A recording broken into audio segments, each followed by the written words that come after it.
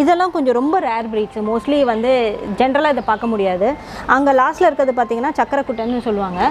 அதோட ஹைட்டே பார்த்திங்கன்னா ஒரு 2.5-3 அடிக்குள்ளே தான் இருக்கும். இது வந்து ஃபுல்லி க்ரோன் கவ். அவளோடுக்கு கண்ணுக்குட்டி இருக்குது.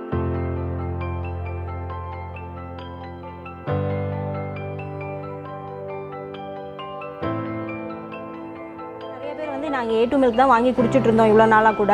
ஆனால் எங்களுக்கு வந்து ஹெல்த்தில் எந்த இம்ப்ரூவ்மெண்ட்டும் நாங்கள் பார்க்கல அப்படின்னு சொல்லும்போது நம்ம அவங்கக்கிட்ட கேட்குறோம், நீங்கள் எங்கே வாங்குறீங்க, அவங்க நிஜமாகவே பண்ண வச்சுருக்காங்களா, நீங்கள் அதை விசிட் பண்ணியிருக்கிறீங்கன்னு கேட்குற போது டெஃபினட்டாக அவங்களால அதை விசிட்டும் பண்ணியிருக்க முடியாது. அப்படியே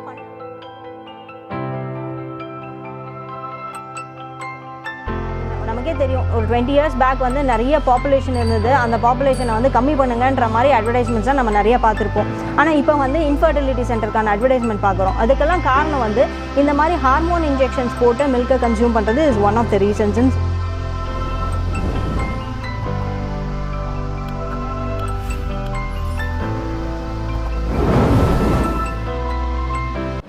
வணக்கம் மேடம், உங்களை பற்றி உங்கள் பண்ண அமைஞ்சிருக்க இடத்த பற்றியும் கொஞ்சம் சொல்லுங்கள். வணக்கம், நான் பிரீதா மணிகண்டன். சென்னையிலே பிறந்து வளர்ந்து MBA முடிச்சுட்டு ஐடி கம்பெனியில் 18 இயர்ஸாக ஒர்க் பண்ணிகிட்ருக்கேன். ஒரு கடந்த 5 வருஷமாக ஒரு நாட்டு மாடுகள் மேலே ஒரு ஈர்ப்பு. அதனால வந்து இங்கே சென்னை ஆதம்பக்கத்துலேயே வீட்டு பக்கத்துலேயே இந்த சின்ன பண்ணை அமைச்சு நாட்டு மாடுகள் பற்றின விழிப்புணர்வு நிறையா இங்கே ஏற்படுத்திகிட்ருக்கோம். ஏன்னா அர்பன் பாப்புலேஷன்கள் நாட்டு மாடு பற்றி தெரியறதில்லை. அப்படிங்கிறதுனால இந்த 5 வருஷத்தில் நாங்கள் என்ன கற்றுக்கிட்டோமோ அதை இங்கே இருக்கிறவங்களுக்கு அந்த மெசேஜை பாஸ் பண்ணோம் அப்படிங்கிற ஒரு நோக்கத்தோட சிட்டிக்குள்ளே ஆதம்பக்கத்தில் ஒரு பண்ணை வச்சுருக்கோம். இப்போ பள்ளிக்கரணையிலையும் எக்ஸ்டெண்டடாக அங்கே ஒரு 80 பசுவோட ஒரு நாட்டு மாடு பண்ணை வச்சுருக்கோங்க. இப்போ என்னென்ன ப்ரீட் மேடம் அதில் வச்சுருக்கீங்க? நாங்கள் ஃபஸ்ட்டு எங்களுக்கு வந்து ஆன்லைனில் தான் நிறைய இன்ஃபர்மேஷன் அவைலபிளாக இருந்தது. யாரை போய் மீட் பண்ணி டேட்டா கலெக்ட் பண்ணணும்னு தெரியாதனால நிறைய நார்த் இந்தியன் ப்ரீட்ஸ் வாங்கினோம். அதுக்கப்புறம் வந்து இந்த 5 வருஷமாக இந்த லைனில் இருக்கவும் நிறையா கோசாலை போகிறது, நிறைய பண்ணைகள் போகிறது, அதெல்லாம் மாதிரி பார்த்து நிறைய பேரோட பழகினதுனால இப்போ வந்து சவுத் இந்தியன் ப்ரீட்ஸ், தமிழ்நாடு ப்ரீட்ஸும் வச்சுருக்கோம். மொத்தமாக நாங்கள் வந்து ஒரு 16 ரகம் வச்சுருக்கோம். அதில் வந்து நார்த் இந்தியன் ப்ரீட்ஸ் பார்த்திங்கன்னா கிர், தார்பார்க்கர், சாஹிவால், கான்கரேஜ், ராட்டி, ஹரியானி எல்லா ப்ரீட்ஸுமே நம்மகிட்ட இருக்குது. சவுத் இந்தியன் ப்ரீட்ஸ் பார்த்திங்கன்னா காங்கேயம், துறிஞ்சல், சித்தூர் குட்டை, புங்கனூர் குட்டை, சிவகங்கை குட்டை, சக்கரக்குட்டன், இந்த மாதிரி சவுத் இந்தியன் ப்ரீட்ஸ், தஞ்சாவூர் குட்டை இதெல்லாமும் நம்ம இங்கே வச்சுருக்கோங்க. இப்போ எதனால் ஐடியில் இருந்தேன்னு சொல்கிறீங்க, எதனால் இந்த ஆர்வம், எது உங்களை தூண்டுச்சு இது மாதிரி ஐடி வேலையை விட்டுட்டு இந்த நாட்டு மாட்டு பண்ண ஆரம்பிக்கணும் அப்படின்னு எந்த தருணம் உங்களுக்கு? ஆக்சுவலி ஜல்லிக்கட்டு ப்ரொட்டஸ்ட் வந்து ஒரு பெரிய கேம் சேஞ்சராக இருந்தது. ஏன்னா அதுக்கு முன்னால் வரைக்கும் ஒரு சின்ன ஆர்வம் இருந்தது, ஆனால் நாட்டு மாடுன்னு ஒன்று இருக்குன்னு கூட எங்களுக்கு தெரியாது.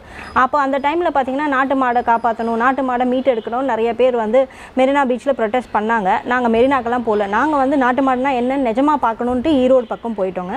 அங்கே போன போது தான் நாங்கள் நாட்டு மாடுகள்னால் இப்படி ஒரு வித்தியாசப்படுது, மாடுக்கும் நம்ம நார்மலாக பார்க்குற மாடுக்கும் நாட்டு மாடுக்கும் வித்தியாசம் இருக்குது அப்படிங்கிறதே எங்களுக்கு அப்போ தான் முதல்ல தெரிஞ்சுது. அப்புறம் அங்கே ஒரு மாட்டு பண்ணை இருந்தது. அங்கே போய் பார்க்கும்போது அவங்க வந்து நிறைய வட இந்திய மாடுகள் வச்சுருந்தாங்க. ஸோ இதுதான் நாட்டு மாடுன்னு சொல்லிட்டு நம்ம ஒரே ஒரு மாடு வீட்டுக்கு வாங்கிட்டு வந்தோம். ஏன்னா எல்லோரும் சும்மா ப்ரொட்டஸ்ட்டுன்னு மட்டும் பண்ணிவிட்டு அதை பற்றி பேசுகிற லெவலில் இல்லாமல் செயலில் நம்ம இறங்கணும் அப்படிங்கிற ஒரு ஆர்வத்தில் ஒரே ஒரு மாடு வீட்டுக்கு வாங்கிட்டு வந்தோங்க. அப்போ வந்து நமக்கு மாடை பற்றி ஒன்றுமே தெரியாது, எப்படி பராமரிக்கணும்னு தெரியாது. ஸோ இதை பராமரிக்கிறதுக்கு ஒழுங்காக கற்றுக்கணும் அப்படிங்கிறதுக்காக நிறைய பண்ணைகளில் போய் நாங்கள் விசிட் பண்ணோம். அங்கே நிறைய லேர்னிங்ஸ் இருந்தது. அப்போ ஒரு இடமும் போகும்போது தான் ஒரு ப்ரீடை பற்றி சொல்கிறாங்க, அதோட இம்பார்ட்டன்ஸ் பற்றி சொல்கிறாங்கன்ற போது எங்களுக்கு இன்ட்ரெஸ்ட் நிறையா ஆகிடுச்சு. அப்போது இந்த ப்ரீடு வாங்கலாம், அந்த ப்ரீடு வாங்கலாங்கிற மாதிரி நாங்கள் அதெல்லாம் பார்த்து வாங்க ஆரம்பித்தோம். அதுக்கப்புறம் தான் நிறைய பேர் சொன்னாங்க, நீங்கள் ஏன் அழிஞ்சு வர்ற ப்ரீடெல்லாம் வாங்கக்கூடாதுன்னு. அழிஞ்சு வர ப்ரீடு என்ன அப்படின்னு நம்ம நெட்டில் போட்டாலும் நமக்கு நிறைய டேட்டா கிடைக்கல, ஒரு ஃபோட்டோ கூட கிடைக்கல. ஸோ அந்தந்த வட்டாரம், இப்போ சிவகங்கை வட்டாரம்னா அங்கே போய் அந்த மாடை பார்க்கணும், தஞ்சாவூர்னால் அந்த போய் அங்கே அந்த மாடை பார்க்கணும், அங்கே யாராவது ஒரு ரிலையபிள் ஃபார்மரை பார்த்து ஒரு மாடு வாங்கணும் அப்படிங்கிற மாதிரி நாங்கள் ஒரு வட்டாரத்துக்கான ப்ரீடையும் தேடி கண்டுபிடிச்சி வாங்க ஆரம்பித்தோம். இங்கே இருக்கிறதெல்லாம் என்னென்ன ப்ரீடுன்னு கொஞ்சம் சொல்லுங்கள் மேடம். இதெல்லாம் கொஞ்சம் ரொம்ப ரேர் ப்ரீட்ஸ். மோஸ்ட்லி வந்து ஜென்ரலாக இதை பார்க்க முடியாது. அங்கே லாஸ்ட்டில் இருக்கிறது பார்த்திங்கன்னா சக்கரக்குட்டைன்னு சொல்லுவாங்க. அதோட ஹைட்டே பார்த்திங்கன்னா ஒரு 2.5-3 அடிக்குள்ளே தான் இருக்கும். இது வந்து ஃபுல்லி க்ரோன் கவ். அவளோடுக்கு கண்ணுக்குட்டி இருக்குது. ஏன்னா அது 6 வயசு மேலே ஆகுது. சொன்னால் டக்குன்னு யாரும் நம்ப மாட்டாங்க, இது 6 வயசு மாடா அப்படின்ற மாதிரி இருக்கும். அதுவே கண்ணுக்குட்டி மாதிரி இருக்கும். ஸோ இது ஒரு யூனிக் ப்ரீடு. அது பின்னால் இருக்கிறதும் குட்டை ரகம் தான். அதுவும் ஒரு 3 அடி தான் இருக்கும். இங்கே பார்த்திங்கன்னா இது தென்பாண்டி ப்ரீடு. இதோட கொம்பு, மூக்கு எல்லாமே ஒயிட் கலரில் இருக்கும். ஸோ இந்த தென்பாண்டி மாவட்டம், அந்த மாவட்டத்தை சேர்ந்த ப்ரீடு இது. ஸோ இந்த மாதிரி ரொம்ப ரேராக இருக்கிற ப்ரீட்ஸ் எல்லாம் மாத்திரம் இங்கே கூட்டிகிட்டு வந்து வச்சுருக்கோம். பொதுவாக ஹெச்எஃப் ஜெர்சி நாட்டு மாடை கம்பேர் பண்ணுறப்ப பால் கறவை திறன் வந்து நாட்டு மாடுகளுக்கு கம்மின்னு தான் சொல்கிறாங்க. ஸோ அது எப்படி நீங்கள் எப்படி மெயின்டைன் பண்ணுறீங்க? சேல் பண்ணுறேன்றீங்க, அது லாபகரமாக இருக்கா? அது எப்படி இது பண்ணுறீங்க நீங்கள்? இப்போது நாட்டு மாடில் பால் கறக்கணுன்னா வட இந்திய மாடுகள் மட்டும்தான் எல்லாருமே வச்சுருப்பாங்க. இந்த கிர் கான்கரேஜ் எல்லாம் வந்து ஒரு 8-10 லிட்டர் பால் கிடைக்கும். ஸோ அதை வச்சு லாபகரமாக பண்ண முடியும்னு நினைக்கிறாங்க. ஆனால் அதுலேயும் வந்து காளை கன்று பிறந்துடுச்சுன்னா அந்த கண்ணை வச்சு அதாவது எப்போயுமே ஒரு டெய்ரி யூனிட் அப்படின்னு பார்த்தீங்கன்னா அவங்க ஒரு ஆவரேஜ் வச்சுருப்பாங்க, இவ்வளோ மாடு இருந்தால் இவ்வளோ பால் இருக்கணும் அப்படிங்கிற மாதிரி. அதில் என்ன பண்ணுவாங்க, வயதான மாடுகள்லாம் வச்சுக்க முடியாது, இல்லை காளைக்கண்ணெல்லாம் வச்சுக்க முடியாது. ஸோ எதெல்லாம் நல்ல ஹை மில்கிங்கோ அதை மட்டும்தான் வச்சுப்பாங்க. அதை மாதிரி மில்கை மட்டுமே பார்த்தோன்னா நம்ம லாபகரமாக பண்ண முடியாது. நாங்கள் இப்போ பார்த்தீங்கன்னா 120 ரூபாய்க்கு பால் கொடுக்குறோம். அப்போவுமே வந்து எங்களுக்கு வந்து அது பிரேக் ஈவன் ஆகாது. ஏன்னா நம்ம வந்து எல்லா மாடுகளையும் வச்சுக்கணும், அது கண்ணு வந்து கறக்க ஆரம்பிக்கிற முன்னால் வரைக்கும் அதையும் வச்சுக்கணும் அப்படிங்கிற மாதிரிலாம் வச்சுட்டு இருந்தோம்னா நம்மளால் பாலில் வந்து லாபம் சம்பாதிக்க முடியாது. அது ஒன்று. ரெண்டாவது வந்து அந்த மாதிரி கொஞ்சம் கறவை திறன் இருக்கிற மாடுகள் காப்பாற்றப்பட்டுட்டாங்க. ஆனால் இந்த மாதிரி சிவகங்கை குட்டை, சித்தூர் குட்டை இந்த மாதிரி மாடுகளுக்கெல்லாம் சுத்தமாக கறவை திறனே கிடையாது. அந்த மாதிரி மாடுகள் தான் ரொம்ப அழிஞ்சிட்டு வருதுங்கிறதுனால அதை தான் இப்போ நாங்கள் ரொம்ப ஃபோக்கஸ் பண்ணி வளர்த்துட்டு வரோம். அதில் வந்து நம்ம பாலே எதிர்பார்க்க முடியாது, அதோட கன்றுக்கு அளவாக தான் பால் இருக்கும். ஸோ அதனால் நம்ம வந்து அதோட சாணத்தை எவ்வளோ பயன்பாட்டில் கொண்டு வரோமோ அந்த அளவுக்கு நம்ம வந்து சக்ஸஸ்ஃபுல்லாக பண்ணலாம். அப்படிங்கிறதுனால தான் நாங்கள் சாணத்தை தான் ஃபோக்கஸ் பண்ணி நிறைய ப்ராடக்ட்ஸ் பண்ணி சேல்ஸ் பண்ணிகிட்ருக்கோம். ஓகே, இப்போ ஒரு நாளைக்கு எவ்வளோ லிட்டர் பால் சப்ளை பண்ணுறீங்க? எந்தெந்த ஏரியாவுக்கு எப்படி சப்ளை பண்ணுறீங்க? இப்போ பார்த்தீங்கன்னா நீங்கள் பள்ளிக்கரணையில் அந்த ஒரு லார்ஜர் ஏரியா இருக்குது, அங்கே தான் கொஞ்சம் கறவை மாடுகள்லாம் இருக்குது. நார்மலாக வந்து ஒரு 100 மாடு வச்சுருக்காங்கன்னா அவங்க வந்து அட்லீஸ்ட் ஒரு 80% ஆஃப் த கவுஸாவது மில்கிங்காக இருக்கும். ஒரு 300 லிட்டராவது மினிமம் அந்த மாடுலேருந்து எடுக்கணும்னு நினைப்பாங்க. பட் நம்மள்ட்ட வந்து ஒரு 50-60 லிட்டர்ஸ் தான் இருக்குது. அந்த 50-60 லிட்டர்ஸாக பள்ளிக்கரணையில் நீங்கள் ஆதம்பாக்கம் கொண்டு வந்து கிளாஸ் பாட்டில்ஸ் பண்ணி இங்கே பக்கத்தில் இருக்கிறவங்களுக்கு மட்டும் கொடுக்குறோம். ஏன்னா ரொம்ப நம்ம பால் கம்மியான ப்ரொடக்ஷன் தான் அப்படிங்கிறதுனால பாலில் ஃபோக்கஸ் பண்ணல. ஒரு 60 லிட்டர்ஸ் பர் டே இருக்குங்க. நீங்கள் முன்னாடியே சொன்ன மாதிரி அழிந்து வரும் இனங்களை எடுத்து நீங்கள் வளர்த்துட்ருக்கீங்க. சரி, ஃபார் எக்ஸாம்பிள் இப்போ இந்தியாவிலேயே நம்ம எடுத்துக்கிட்டோன்னா நாட்டு மாடுகளோட எண்ணிக்கை வந்து ரொம்ப குறைவு தான். ஆனால் இப்போ தெருவுக்கு தெரு ஆர்கானிக் ஷாப்புன்னு சொல்லி போட்டு A2 மில்க்கு கிட்டத்தட்ட A1 மில்க்கு ரேஞ்சுக்கே விற்றுட்ருக்காங்க. ஸோ இது எப்படி சாத்தியம்? ஏன்னா நாட்டு மாடுகளோட எண்ணிக்கை ரொம்ப கம்மியாக இருக்குது. அப்போ எப்படி வால்யூம் இவ்வளோ ப்ரொடக்ஷன் வந்து பண்ண முடியும்? அது கண்டிப்பாக அடல்ட்ரேஷன் இருக்கும் தானே, அதோட இதை பற்றி இது ஒரு ஜென்ரல் ப்ராப்ளம் இருக்குது. ஏன்னா நிறைய பேர் வந்து நாங்கள் A2 மில்க் தான் வாங்கி குடிச்சிட்டு இருந்தோம் இவ்வளோ நாளாக கூட, ஆனால் எங்களுக்கு வந்து ஹெல்த்தில் எந்த இம்ப்ரூவ்மெண்ட்டும் நாங்கள் பார்க்கல அப்படின்னு சொல்லும்போது நம்ம அவங்கக்கிட்ட கேட்குறோம், நீங்கள் எங்கே வாங்குறீங்க, அவங்க நிஜமாவே பண்ண வச்சுருக்காங்களா, நீங்கள் அதை விசிட் பண்ணியிருக்கிறீங்கன்னு கேட்குற போது டெஃபினட்டாக அவங்களால அதை விசிட்டும் பண்ணியிருக்க முடியாது. அப்படியே பண்ண வச்சு காமிச்சாலுமே அக்ராஸ் தமிழ்நாடு எல்லா இடத்துக்கும் நம்ம பால் கொடுக்குறாங்க அந்த மாதிரியெல்லாம் இருக்கிற போது ஆத்தென்டிக்காக எல்லாராலையும் சப்ளை பண்ண முடியாது. Only hand ful of people who really have cows, நிறைய நாட்டு மாடு வச்சு கொடுக்கவங்க கொஞ்சம் பேர் தான். ஆனால் நிறைய இடங்களில் A2 மில்கான டிமாண்ட் இன்க்ரீஸ் ஆக இது எல்லா மில்க்கையும் வந்து A2 மில்க்குன்னு பிராண்ட் பண்ணி கொடுக்குறாங்க. இதை நம்ம வந்து ஒரு பாட்டில் ஆஃப் மில்க்கையும் யாராலையும் சாம்பிள் டெஸ்ட் பண்ணி இது A2 கண்டுபிடிக்க முடியாத பட்சத்தில் என்ன ஆகுதுன்னா அந்த பர்பஸே டைல்யூட் ஆகிடுது. நானும் A2 மில்க் தான் குடிச்சிட்டு இருந்தேன், ஆனால் இதில் எந்த ஹெல்த் பெனிஃபிட்டும் பார்க்கலங்கிற அளவுக்கு மித்து நிறைய ஜாஸ்தியானதுக்கு காரணம் அது சோர்ஸ் வந்து அத்தன்டிக்கான்றதை நம்ம பார்க்கணும். அது வந்து அவங்களே நாட்டு மாடு வச்சு வளர்த்து அந்த பாலை குடிக்கிறவங்களுக்கு மட்டும்தான் அதோட ஹெல்த் பெனிஃபிட்ஸும் இம்பார்ட்டன்ஸும் என்ஜாயும் பண்ண முடியும், அதை சொல்லவும் முடியுமே தவிர ஜென்ரலாக ஒரு ஸ்டோர்ஸ்லேருந்து வாங்குறவங்க எல்லாமே A2 மில்க் தான் வாங்க முடியுமாங்கிறது சந்தேகம் தான். இல்லை வேறு எதுவும் வழி இருக்கா இது மாதிரி இந்த பார்த்தோன்னே கண்டுபிடிக்க? சில சமயம் என்னென்னா நாட்டு மாட்டு பால் வந்து தண்ணியாக வரும். ஸோ இது என்ன இவ்வளோ தனியாக, ஏன்னா நம்ம எல்லாமே பாக்கெட் பால் ஸ்டாண்டர்டைஸ் பால் குடிச்சு திக்காக இருக்கும். அது இதை பார்த்தோன்னா என்ன இது தண்ணி கலக்குறாங்க அப்படின்னு சொல்கிறாங்க. இல்லை அது பொதுவாக வந்து நாட்டு மாடு தனியாக கறக்குமா, இல்லை டிஃப்ரென்ஸ் இருக்குமா? அதாவது மாடு எப்போ கண்ணு போட்டுதுங்கிறத பொறுத்துங்க, இல்லை எந்த ரகமான மாடுன்றதும் இருக்குது. பாலுங்கிறது நம்ம பசுக்கிட்டேருந்து எடுக்கிறதுனால ஒரு விமனுக்கு எப்படி ஒரு ஹெல்த் மாறுதோ அதே மாதிரி தான் ஒரு மாடோட ஹெல்த்தை பொறுத்து அந்த பாலோட தன்மை வந்து அது திக்காக இருக்கலாம், லிக்விடாக ரொம்ப தண்ணியாக இருக்கலாம். இல்லை மாடு கண்ணு போட்ட புதுசில் மாடுகள் வந்து சில தண்ணியாக பால் கறக்கும். ஏன்னா அந்த கண்ணுக்குட்டிக்கு டைஜஸ்ட் பண்ணுங்கிறதுக்கு கண்ணுக்குட்டி வளர பால் வந்து திக்காகும்.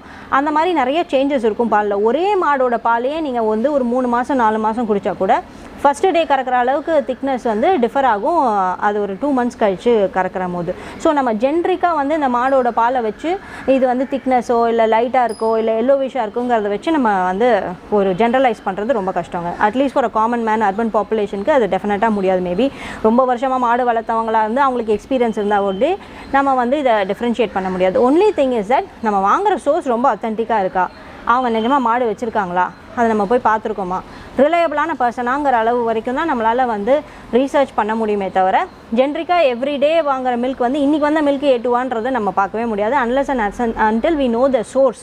இப்போ எங்ககிட்ட பார்த்தீங்கன்னா நாங்கள் பால் கொடுத்துட்ருக்கோம், பட் ஒரு சில நாட்கள் வந்து மாடு கண்ணுக்குட்டிக்கு நிறையா கொடுக்க வேண்டியிருக்கும், இல்லை ஒரு மாடு சரியாக கறந்துருக்காது, நேற்று வரைக்கும் நல்லா கறந்துருந்த மாடு இன்றைக்கி ஏதோ ஒரு பிரச்சனை பண்ணும் கறக்காது. அந்த மாதிரி இருக்க டைமில் நாங்கள் கஸ்டமர்ஸ்ட்டு சொல்லிடுவோம், சார் இன்றைக்கி எங்களால் பால் சப்ளை பண்ண முடியல. அந்த மாதிரி நாங்கள் வந்து எங்களுக்கு அட்ஜஸ்ட் பண்ணுற கஸ்டமர்ஸ் தான் நிறைய பேர் இருக்காங்க. ஏன்னா நாங்கள் சொல்லிவிடுவோம் இவ்வளோ தான் எங்களால் முடியும், 60 லிட்டர்ஸ் தான் எங்களால் முடியும், அதுக்கு மேலே நீங்கள் கேட்டாலும் எங்களால் கொடுக்க முடியாது. இதுவே எங்களால் திடீர்னு ஒரு மாடு கறக்கலைன்னா கொடுக்க முடியாது, மாடு கறவை நின்று இருக்கும், கண்ணு போட்டு ரொம்ப நாள் ஆகிடுச்சுன்னா கறக்க முடியாது, திரும்ப அது ப்ரெக்னென்ட் ஆகிடுச்சுன்னா கறக்க முடியாது. ஸோ அந்த மாதிரி ஆத்தென்டிக்காக யாரெல்லாம் வந்து ரெகுலராக மாடை வச்சு கண் எதிர்க்க கறக்குறாங்களோ, நம்ம ஏரியாலே இருக்கிற ஒரு பால்காரர் கண் எதிர்க்க ஊசி போடாமல் கறக்குறாரு, நல்ல உணவு கொடுக்குறாரு. ஏன்னா நிறைய மாடுகள் பார்த்திங்கன்னா இப்போ வந்து குப்பைத்தொட்டியில் கூட மேயுது. அதுதான் வந்து ஒரு பெரிய ஹசார்ட் நமக்கு. அது நிறைய பிளாஸ்டிக்ஸை சாப்பிட்டு ஒரு மாடையும் அறுக்கிற போது 25 kgs ஆஃப் பிளாஸ்டிக்ஸ் வருதுன்னெலாம் சொல்கிறாங்க. அந்த மாதிரி ஒரு கார்பேஜ் எல்லாம் சாப்பிட்ற மாடோட மில்க் வந்து அவுட்புட் நல்லா இருக்காது. ஸோ ஜஸ்ட்டு திக்னஸ் இருக்குது அப்படிங்கிறதுக்காக அது நல்ல பாலுன்னோ, திக்னஸ் இல்லைங்கிறதுக்காக அந்த பால் வந்து அடல்ட்ரேட்டட்னோ நம்ம சொல்ல முடியாது. அத்தன்டிக்கான சோர்ஸான்னு மட்டும்தான் வந்து நம்ம பார்க்க முடியும். அதை பார்த்து யார் கன்சியூம் பண்ணாலும் டெஃபினட்டாக ஹெல்த் பெனிஃபிட்ஸ் இருக்குங்க. அதே மாதிரி பொதுவாக நாட்டு மாடுக்கு எதிர்ப்பு சக்தி ஜாஸ்தின்னு சொல்கிறாங்க, அதுவும் உண்மை தானே? ஆமாங்க, நோய் எதிர்ப்பு சக்தி ஜாஸ்தி. ஏன்னாக்கா இப்போ இந்த ஹெச்எஃப் ஜெர்சிலாம் பார்த்தீங்கன்னா இந்த சீதோஷ்ணத்துக்கான மாடே கிடையாது, அது வேறு ஏதோ ஒரு கண்ட்ரிக்கான ஃபீச்சர்ஸ் அதுக்கு இருக்கும். ஸோ அதால் ரொம்ப வெயில் தாங்க முடியாமல் இருக்கும், அந்த வெயில் காலத்தில் அதுக்கு நிறைய நோய் வரும், நோய் எதிர்ப்பு சக்தி கம்மியாக இருக்கும். அதே மாதிரி ஃபுட்டு நம்ம எப்படி கொடுக்குறோன்னு, இப்போ பால் திறனை அதிகப்படுத்துறதுக்கான ஃபீடு நிறைய கிடைக்குதுங்க. அந்த மாதிரி ஃபீடு ப்ராசஸ்டு ஃபீடாக இருக்கும், பெல்லட்ஸாக இருக்கும். அந்த மாதிரி ஃபீடெல்லாம் கொடுக்குற போது அதில் வந்து நோய் எதிர்ப்பு தன்மையை இன்க்ரீஸ் பண்ணுறத விட பாலில் இம்ப்ரூவ் பண்ணுறதுக்கான ப்ராப்பர்ட்டிஸ் தான் நிறையா இருக்கும். அதுவே நம்ம ஆத்தென்டிக்காக உளுத்தம் போட்டு துவரம் போட்டு புண்ணாக்கு தவிடு இதை மாதிரிலாம் கொடுத்து வளர்க்குற போது அதுவே ஓரளவுக்கு மாடோட கேரக்டரிஸ்டிக் மாறும். ஆனால் இந்த சீதோஷணத்துக்கான மாடு இந்தியாவை பொறுத்த வரைக்குமே எல்லாம் கிட்டத்தட்ட ஆவரேஜாக அப் அண்ட் டவுன் கொஞ்சம் வந்து ஹாட் அண்ட் கோல்டு ஒரு அளவு ஆவரேஜாக இருக்கும். ஸோ இந்த சீதோஷ்ணத்துக்கான மாடை நம்ம வளர்க்குற போது அது ஈஸிலி வந்து இந்த மண்ணுக்கு அடாப்ட் பண்ணிவிட்டு இன்னும் கொஞ்சம் அதுக்கு ரெசிஸ்டன்ஸ் பவர் ஜாஸ்தி இருக்கும். அதே மாதிரி அந்த திமில் நம்ம சொல்கிறோம், அந்த மாடோட கொம்பு இருக்குது, இந்த கொம்பு திமில் மூலியமாலாம் சூரியன்லேருந்து சக்தியை கிரகிச்சிக்கும். ஸோ நம்ம போடுற ஃபீடு மட்டுமே இல்லாமல் இந்த மாதிரி கொம்பு திமில் மூலியமாக எடுத்துக்கிற அந்த சக்தி வந்து மாடுக்கு இன்னுமே வந்து இம்யூனிட்டி பவர் கொடுக்கும். அதனால் வந்து மாடோட ஹெல்த் வந்து இன்னும் பெட்டராக இருக்கும். ஸோ டக்குன்னு வந்து ஒரு நோய் வாய்ப்படுறது ஏற்படாது. அதே மாதிரி இப்போ மாடு வெறும் மேய்ச்சல் முறையிலேயே விட்டு கொடுக்கலாமா? அது மாட்டுக்கு நல்லதா இல்லை நமக்கும் நல்லதா? வெறும் கிராஸ் இது மாதிரி சாப்பிட்டுட்டு நம்ம வேறு எதுவும் அடர்த்தி உணவு உலர்த்தி உணவு பசுத்தி உணவு கொடுக்காம மேய்ச்சல் முறையில் மட்டுமே. ஏன்னா நான் இங்கே சென்னையில் நிறைய இடத்துல பார்த்துட்ருக்கேன், ஜஸ்ட்டு காலைல அவுத்து விட்ருவாங்க, அது போய் சாப்பிட்டுட்டு வரும், வந்தோடனே சாயங்காலம் பால் கறக்குறாங்க. ஸோ அது எந்த அளவு மேய்ச்சல்னு சொல்கிறதுக்கும் சென்னையில் மாடு அவுத்து விடுறதுக்கும் நிறைய டிஃப்ரென்ஸ் இருக்குது. ஏன்னா மேய்ச்சல்னு சொல்லும் போது கிராமத்தில் அவுத்து விடுவாங்க, அது நிறைய புல் இருக்கும், அதை மேய்ஞ்சிட்டு வரும், அது வந்து ஒரு ஹெல்த்தியான ஒரு சுச்சுவேஷன். ஏன்னா அது வெயிலில் நின்று மேயுது, அந்த கிராஸை மேயுது. அதே மாதிரி அங்கே இருக்கிற சின்ன சின்ன மூலிகள் கீழா நெல்லி அந்த துளசி அதெல்லாம் வளர்ந்துருக்கும், அதையும் மேயிற போது மாடுக்கு ரொம்ப நல்லது. அந்த மாதிரி மாடு இருக்கிறதுக்கு அது நீங்கள் தனியாக தீவனம்னு ஒன்று வந்து நீங்கள் ரொம்ப பால் எதிர்பார்க்காம உங்கள் வீட்டுக்கு அளவான பால் எதிர்பார்க்குறீங்கன்னா அந்த உளுத்தம் போட்டு துவரம் போட்டு ரொம்ப ஜாஸ்தி கொடுக்க வேண்டாம். நல்ல ஒரு ஹெல்த்தியான மேய்ச்சலுக்கான நிலம் இருந்து அதில் நல்ல ஹெர்ப்ஸ் எல்லாம் வளர்ந்துருக்குன்னா நம்ம அதுக்கு தனியாக ஒரு இது கொடுக்க வேணாம். ஆனால் இங்கே நீங்கள் சொல்கிறது சென்னையில் என்ன பண்ணுறாங்கன்னா மாடு அவுத்து விட்ருக்காங்க, அது குப்பை தொட்டியில் சாப்பிடுது. அது எதுவுமே சாப்பிடலன்னு சொல்ல முடியாது, மேயுதுன்னு சொல்ல முடியாது, குப்பை தொட்டியில் சாப்பிடுது. அதே தவிர தினம் மார்னிங் அண்ட் ஈவினிங் நிறைய இடங்களில் மோஸ்ட் ஆஃப் தி பிளேசஸ் ஊசி போடுறாங்க. ஸோ அந்த ஊசி போடுறதுனால அதுக்கு ஏற்படுற ஹார்மோன் சேஞ்சஸ்னால வர்ற மில்க் இது. ஸோ அந்த மாதிரி மில்கை கன்சியூம் பண்ணுறது டெஃபினெட்லி ஹார்ம்ஃபுல். ஏன்னா நமக்கே தெரியும், ஒரு 20 years பேக் வந்து நிறைய பாப்புலேஷன் இருந்தது, அந்த பாப்புலேஷனை வந்து கம்மி பண்ணுங்கன்ற மாதிரி அட்வர்டைஸ்மெண்ட்ஸாக நம்ம நிறைய பார்த்துருப்போம். ஆனால் இப்போ வந்து இன்ஃபர்டிலிட்டி சென்டருக்கான அட்வர்டைஸ்மெண்ட் பார்க்குறோம். அதுக்கெல்லாம் காரணம் வந்து இந்த மாதிரி ஹார்மோன் இன்ஜெக்ஷன்ஸ் போட்டு மில்கை கன்சியூம் பண்ணுறது இஸ் ஒன் ஆஃப் த ரீசன்ஸ்ன்னு சொல்லி ரிசர்ச் பண்ணிகிட்ருக்காங்க. ஸோ அந்த மாதிரி சென்னையில் வந்து நான் பசும்பால் தான் வாங்குறேன் அப்படின்னு சொல்கிறவங்க அந்த மாடு என்ன சாப்பிடுதுங்கிறத நம்ம கண்டிப்பாக பார்க்கணும். இந்த ரோட்டில் இருக்கிற குப்பையை சாப்பிட்ற மாடோ இல்லை இன்ஜெக்ஷன் போட்டு வர மில்கோ வந்து கண்டிப்பாக ஹார்ம்ஃபுல் தாங்க. இது இல்லாமல் பால் இல்லாமல் வேறு எதுவும் மதிப்பு கூட்டி எதுவும் விற்கிறது, இந்த மாடுகள் சம்மந்தப்பட்ட விஷயம் எதுவும் பண்ணுறீங்களா? ஸோ ஆமாம், நான் டிஸ்கஸ் பண்ண மாதிரி பாலில் நாங்கள் ஃபோக்கஸே பண்ணுறதில்ல. மதிப்பு கூட்டு பொருட்கள் அதுவும் சாணத்துலேருந்து தான் பண்ணுறோம். ஏன்னா இது நம்ம புதுசாக எதுவும் பண்ணல, நம்மளோட மூதாதையர்கள் என்ன பண்ணிட்டு இருந்தாங்களோ அதை தான் நம்ம திரும்ப மீட் எடுத்துகிட்டு வர முயற்சி பண்ணிகிட்ருக்கோம். என்ன பார்த்தீங்கன்னா முந்தியெல்லாம் வந்து சாணம் போட்டு வாசம் முழுக்குவாங்க, அதே வரட்டி தட்டுவாங்க. அந்த விரட்டி வச்சு தான் அடுப்பு எரிப்பாங்க. அந்த சாம்பல்லேருந்து வந்து பாத்திரம் தேய்ப்பாங்க, பல் தேய்ப்பாங்க, அந்த மாதிரி எல்லாத்துக்குமே பயன்படுத்திகிட்டு இருந்தாங்க. அதே ப்ராசஸை தான் நாங்கள் கொண்டு வர பார்க்குறோம். இப்போ நாங்கள் கிட்டத்தட்ட ஒரு 35 ப்ராடக்ட் வந்து சாணத்துலேருந்து மட்டுமே தயார் பண்ணிகிட்ருக்கோம்.